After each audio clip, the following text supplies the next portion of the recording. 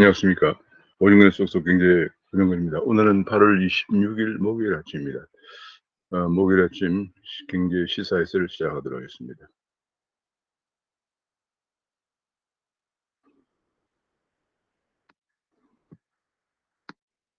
네. 귀에 쏙쏙 들어가도록 경제 기사를 쉽게 전해드리는 명품 시사회를 8월 26일 아침입니다. 오늘 아침에 한국은행에서 기준금리를 0.55%에서 0.75%로 인상을 했습니다. 2년 9개월 만에 인상을 했는데요. 2018년 11월 이후 첫 인상입니다. 1,800조가 넘는 가계비 증가세를 억제하고 초저금리 시대에 막을 내렸습니다. 코로나 4차 대유행으로 경기 불확실성이 커졌지만은 집값이 뛰고 가계빚이 1,800조 원을 넘어서는 등 금융 불균형이 심화된 상황을 고려해서 금리 인상을 단행하게 된 것으로 풀이가 됩니다. 이로써 초저금리 시대가 막을 내리게 되었습니다. 가장 큰 문제는 물가 상승률이 아닌가 싶습니다. 물가 상승률이 7월 달 물가 상승률이 2.7%를 기록을 하게 되면서 2.6%를 기록하게 되면서 한국은행의 목표가 물가 안정과 금융 안정인데 그래서 높은 물가 상승률을 고려해서 그렇게 금리 인상을 한 것 같습니다. 사실 그보다 더 중요한 이유가 최근에 계속 외국인 투자 자금이 빠져나가면서 달러 강세를 예상을 하고 달러에 투자하는 것이 환차익이 발생하기 때문에 그런 외화 유출에 관한 그런 우려도 반영된 것으로 보여집니다. 그런 가운데 이제 2%대 신용대출은 사라졌다. 모두 3%대로 신용대출 금리가 올라갔다 하는 그런 보도가 나왔습니다. 이제 초저금리 시대가 막을 내리고 이렇게 되면서 그동안에 주택 구입이나 혹은 주식 투자를 위해서 연끌 대출을 했던 많은 사람들이 이자 상환 부담이 증가할 전망입니다. 오늘 아울러서 한국은행은 올해 경제 전망을 발표했는데 올해 경제는 4% 지난 5월에 전망한 4%대를 유지를 했습니다. 다만 물가 상승률 같은 경우에는 올해 물가 상승률을 2.1%로 올렸습니다. 지난달에는 5월 달에 1.8% 정도 예상했는데 물가가 더 오를 것이다. 지난 7월에 물가 상승률이 2.6%를 기록했는데 4개월 부터 넉 달째 2%대를 기록하면서 물가 상승률은 금년에 평균 2.1% 올라갈 것이다 전망을 했습니다. 이로써 한국은행 목표인 물가 안정과 금융 안정을 달성하기 위해서 금리를 올린 것으로 풀이가 됩니다.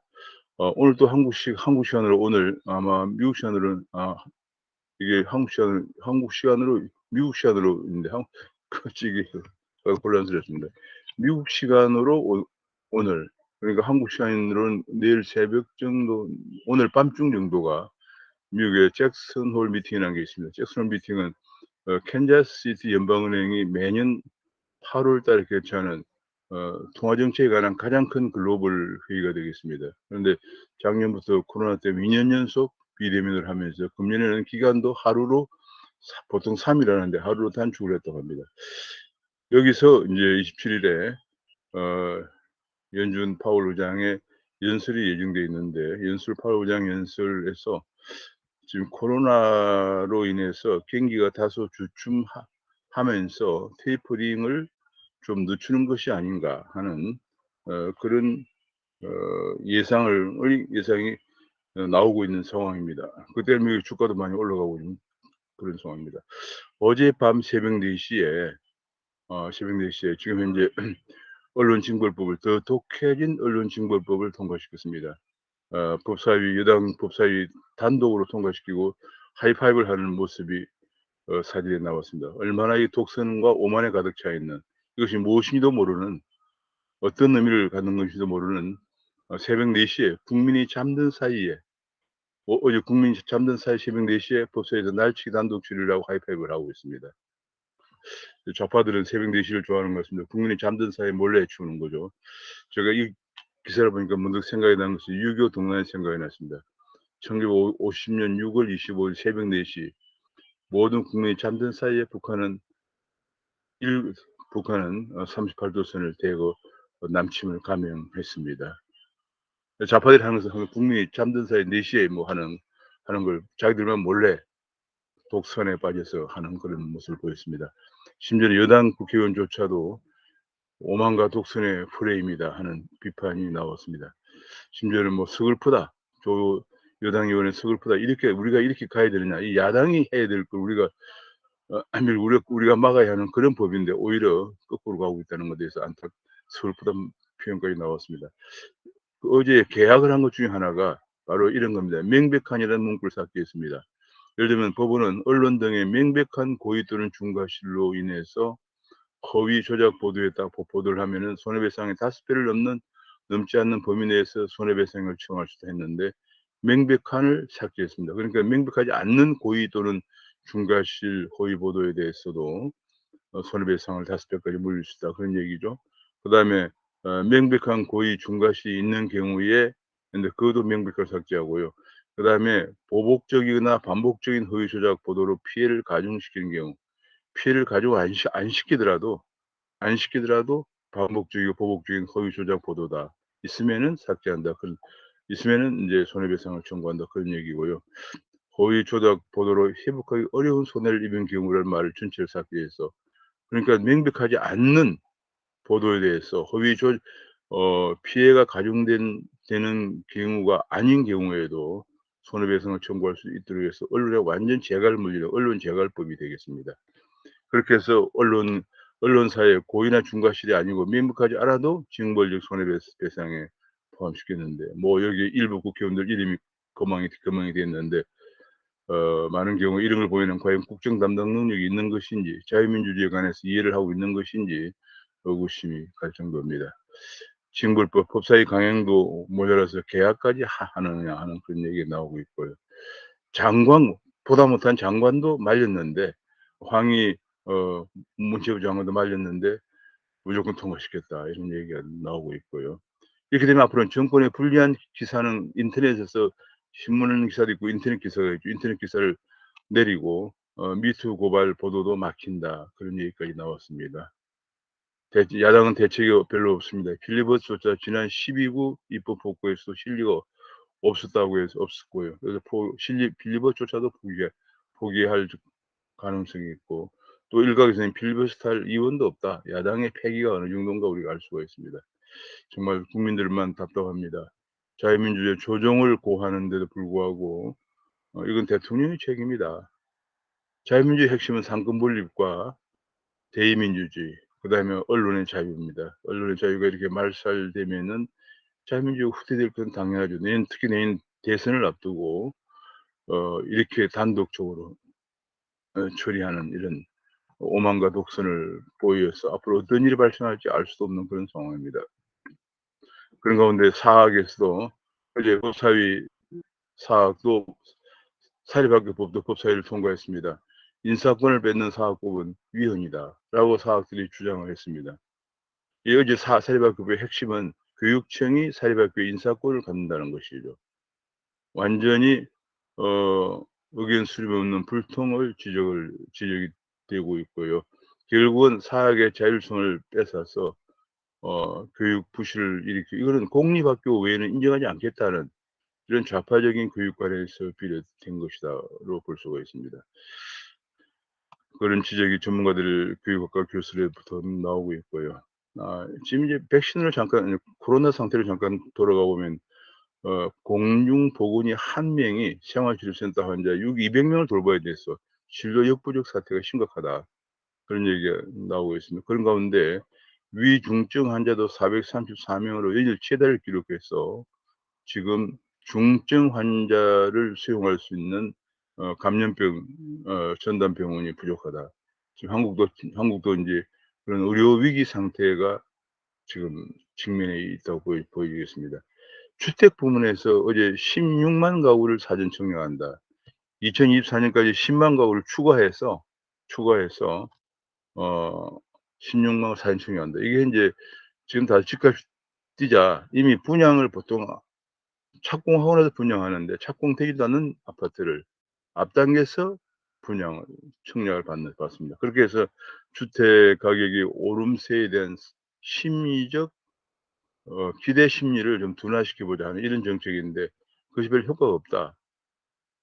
주택수 부풀리기, 조삼모사다. 공급 부족에 눈속이 많은 공급 확대는 하지 않고 미리 앞당겨서 사전 청약을 받아서 과연 이것이 주택 가격 인상에 대한 기대 심리를 안정시킬 수 있을 것인가 하는 것에 벌써 많은 전문가들이 어 이건 아니다. 이거는 부족하다. 패닉 바잉 해소에 한계가 있다는 지적이 나오고 있습니다. 수도권 집값 상승을 막기도 역부족이라는 지적이 나오고 있고요. 결국은 부동산 정책이 정상화되는 길밖에 없습니다.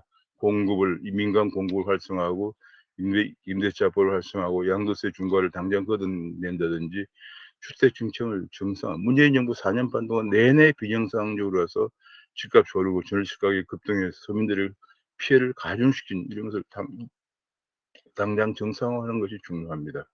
그런 가운데 고성범 금융위원장 후보자는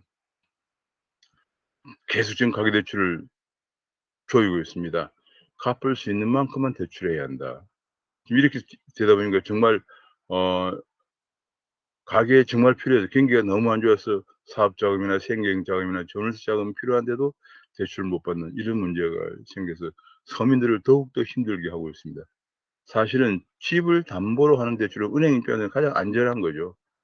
신용 심사를 뭐 거의 할 필요가 없을 정도로 안전한 건데 그거를 계속 줄입니다. 그러니까 서민들은 집을 갖고 있어도 대출받지 못해서 생활고에 고통을 받아야 되는 문제가 있습니다. 그리고 대출을 먹는다고 부동산이 잡히지 않는 것이다. 기본적으로 부동산 공급이 좀 부족하기 때문에 그런 것인데 특히 이사가 코앞인데 전세장을 대출받지 못해서 은행마다 문의가 빗발치고 난리가 났습니다. 전세 계약을 했는데 전세금을 대출받지 못한다 이거죠. 그런 가운데 윤희숙 의원이 어제 사표를 계속 어 주장을 했습니다. 정치인 도덕성 기준이 높아야 된다. 이준석 대표 만류에도 불구하고 도덕성 기준이 높아야 된다 하는 주장을 계속 하고 있습니다. 윤희숙 의원이 보여준 염치와 산재. 적어도 정치인이 국민들보다는 염치와 상식이 있어야죠. 근데 지금 여당 의원들 같은 경우에 염치와 상식이 보이지 않습니다. 12명이 똑같이 국민권익위에서 부동산 투기로 지적을 받았는데 비례대표 2명 출당한 것 외에는 아무도 지금 끄떡하지 않고 있는 상황이고 심지어는 김의겸 같은 경우에는 뭐 징계도 않겠다 당해서 그렇게까지 얘기하고 있는 상황입니다. 정치인이라면 국민을 리드할 정치인이라면 이 정도의 염치와 상식이 있어야 되는 것이 아니냐 생각이 됩니다. 문케어 4년 동안 건강보험만 악화되었습니다. 문케어가 문재인 정부가 출범할 때 20조 원 정도 있었던 건강보험 기금이 지금 완전 고갈 상태가 되었습니다. 그뿐이 아닙니다. 건강보험기금도 약 11조 정도 문재인 정부 출범할 때 기금이 있었는데 지금 벌써 작년부터 완전 적자로 돌아섰습니다. 뭐 있는 기금은 다 끌어내서 탕진하고 있습니다. 그런 가운데 어제 이재용 부회장이 발표한 240조 투자. 그래서 국내 180조 투자해서 3년간 4만 명을 고용한다. 그리고 이것의 간접 효과까지 하면 50만 명이 넘는 고용 창출 효과가 있다는 어제 분석 보도가 나왔습니다. 이처럼 일자리는 진짜 일자리는 기업이 만드는 것입니다. 기업을 독려해서 일자리를 만들어야지 자꾸 정부에서 정부 세금 주도 일자리 이런 것까지는 역부족입니다. 이제 그런 가운데 삼성전자가 세계 기업 중에 전 세계 기업이 배당을 가장 많이 한 기업으로 올랐습니다. 어제 CNBC가 그런 보도를 했는데 이제 배당보다는 좀 투자로 돌려서 일자리를 만들어야 할 듯한 그런 지적이 나오고 있습니다. 그런 가운데 일감 몰아주기 규제가 더 강화된 규제가 12월 30 일부터 시행이 됩니다. 4개월밖에 남지 않았는데 그것이 강화되기 때문에 전체 지금 어 전체 대기업이라고 하는 것은 이제 자산이 5조 원 이상 되는 기업입니다. 지금 자산 5조 원 이상 되는 기업은 지금 보면은 5조 원 이상 되는 기업은 최대 주주의 지분이 20%가 넘는 기업에 대해서 거래를 하면은 내부 거래다 이래서 규제한다 그런 얘기죠. 그런 경우에 지금 그런 그 규제 그룹이 34곳인데 34곳 이것이 약 600개 회사를 팔아야 될 지경이다. 그럼 지금까지 151개만 해당되는데 규제가 강화되면서 671개의 그 계열사를 팔아야 되는 상황이다. 그런 얘기입니다. 본래 계열사를 만든 이유는 회사 규모가 너무 커지면서 비효율적이기 때문에 회사를 분사해서 경영의 효율도 도모하고 그렇게 하기 위한 것인데, 이제 계열사를 만들어도 거래를 못하게 하기 때문에 부득불 팔아야 되는 상황인데 그게 잘 팔리지 않고 있다. 헐값에 팔아야 된다. 이 기업을 더 활성화해 가지고 일자리를 만들어야 되는데 말도 안 되는 이런 일감 몰아주기 규제, 사실 이것이 분사를 해서 경영을 효율성을 제고시키고자 하는, 뭐 경영계에서는, 전 세계 경영계에서는 일반화된 상황인데 우리만 이렇게 우리나라에서는 대기업의 그 계열사를 줄이기 위한 방편으로 이런 일감 몰아주기 규제다, 뭐 혹은 대주주의 사익 편취다, 이런 네이밍을 붙여서 규제하는데, 이것이 더 강화된 규제가 이번 12월 30일부터 적용되는데, 그래서 671개 기업을 내다 팔아야 되는데 팔리지 않고 있다, 그런 얘기입니다. 지금 뭐 게다가 또 대기업 내부 중 한 곳은 세액공제 혜택도 크게 줄고 있다. 이 세액공제 혜택을 하는데 투자를 하면 투자에 대한 그 세액공제가 뭐 비록 많지는 않지만 얼마 있고, 또 그다음에 연구개발 세액공제가 있는데 최저 한세율이라는 게 있습니다. 최저 한세가 17%가 적용되기 때문에 많은 대기업의 경우에 세제 혜택이 줄어든다, 그런 얘기예요. 그러니까 투자 의욕이 무너지죠. 미국에서는 법인세를 크게 낮추어서 지금 스위스나 싱가포르 같은 데도 10% 되고요. 미국도 21%를 낮추어서 투자 의욕을 부추기고 외국당 기업들 불러들이는 이런 상황 속에서 우리는 그나마 그것도 법인세율이 25%인데 거기다가 투자세액 공제나 연구개발세액 공제하는 것도 최저 한세는 적어도 얼마 내야 된다, 이런 것 때문에 혜택이 크게 줄어들어서 투자 의욕이 무너지고 있다. 민간이 일자리를 계속 창출하는 것을 계속 막는 일만 하고 있죠. 인국공 사태가 기업으로까지 번졌다. 이게 뭐 당연히 대통령이 취임하자마자 제일 먼저 간 데가 인천국제공항에 가서 비정규직을 없애겠다, 이런 얘기를 하면서 일이 비롯됐는데, 공공기관뿐이 아니고 지금 현대제철에 비정규직 근로자들 직고용하라. 근데 이 말이 비정규직이 현대제철이 협력사의 정규직 직원이에요. 협력사의 정규직 직원을 민노총은 현대제철의 비정규직 직원이다, 이렇게 하면서 직고용을 요구하고 있는 이런 터무니없는 주장을 하면서 파업을 하고 있는 상황인데, 경찰은 경고방송만 내보내고 있다, 그런 얘기입니다. 게다가 민노총은 10월에 총파업을 예고하고 있는데 기간산업 국유화 등 터무니없는 요구를 하고 있다. 완전 사회주의로 가자는 얘기죠. 탈원소, 탄소 중립을 시키면서 국제 원자재 가격이 급등하고 있다는 얘기입니다. 탄소 중립에 도움이 되는 원자재 가격이 급등하고 있는데 우리는 오히려 개발해 오던 해외 원자재도 팔아치우고 있는 상황입니다. 그걸 적배로 몰아서 팔아치우고 있는 상황입니다. 10년간 146조 원을 쏟아붓고도 출산율은 0.84%, 83명이다. 3년 연속 영명대다. 왜 이렇게 효과가 없는 것인가에 대해서 좀 더 깊은 검토가 필요하겠습니다. 무엇보다도 여성들이, 이제는 한국의 여성들이 교육 수준이 높아지기 때문에 자기 실현 욕구가 굉장히 강합니다. 이게 출산과 자기 실현을 병행할 수 있는 사회적 인식과 제도 확립이 중요하다고 생각을 합니다. 암호화폐 가격이 지금 조금씩 올랐습니다. 물론 행보를 보이고 있는 그런 수준인데, 비트코인은 48,766달러, 이더리움은 3,213달러를 기록하고 있습니다. 특히 이번에 페이스북이 암호화폐 지갑에 대체 불가능 토큰 NFT를 지원할 것이다, 이런 가능성이 지적이 되면서 시장에 암호화폐에 긍정적인 영향을 주고 있다는 분석 보도가 나왔습니다. 한국에서 비트코인 가격이 5,679만 원대를 기록하고 있고, 이더리움은 373만 원대를 기록하고 있는데, 그런 가운데 현재 암호화폐 거래소 중에서 24곳이, 현재 우리나라 암호화폐 거래소가 63곳이 있는데 24곳이 문을 닫을 게 확실시된다는 보도가 나왔습니다. 지금 왜냐하면 60세 곳 중에서 ISMS 인정을 받은 데가 21개사고 인정을 신청한 데가 18개사인데 아예 신청도 안 한 회사가 24개 있는데, 이거는 뭐 9월 24일 날 특검법이 시행되면 문을 닫을 수밖에 없다, 그런 얘기입니다. 인정받는데도 뭐 환율거래 길게는 1년까지도 걸린다고 합니다. 그러니까 지금은 이 정도 인정받은 회사들 중심으로 은행의 실명 계좌를 개설하도록 하는 게 가장 중요한 상황인데, 지금 현재 지금 그런 가운데 고승범 금융위원회 후보자는 코인 거래 신고 기간 연장은 안 된다. 이걸 좀 연장을 요청하고 있었는데, 기업에서 연장은 안 된다는 얘기를 하고 있는데, 이렇게 되면 현재 우리 암호화폐에 그 투자하고 있는 투자자들이 660만 명입니다.